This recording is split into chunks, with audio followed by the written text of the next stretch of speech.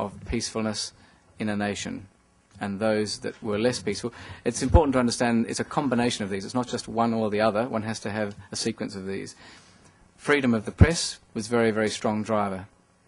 Extent of regional integration, life expectancy, higher participation rates in primary schooling, very, very strong, and women in parliament. That's the first time that that particular variable has come up. It wasn't highly correlated in the Global Peace Index, but when we looked at it in a different way and looked at it with the combination of variables, women in parliament came up as one of the top 6 drivers of more peaceful nations.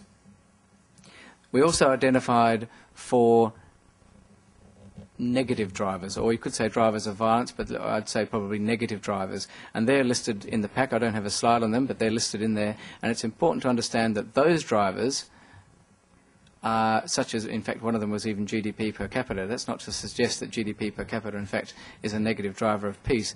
What those 4 negative drivers were, in the absence of these 6 factors, then these other drivers would create more violent situations. So it's a balance. You can't have GDP growth without this sort of combination of factors, otherwise it creates problems. Electoral process was another one. Electoral process, it wasn't necessarily enough to be a democracy.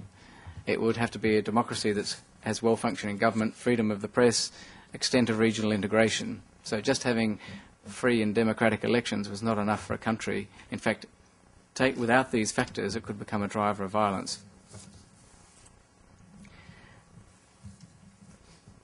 Secondly, of the 3 sides that I was going to talk about, is social attitudes of peace. And we did some work excuse me, with the Program on International Policy Attitudes, PIPA.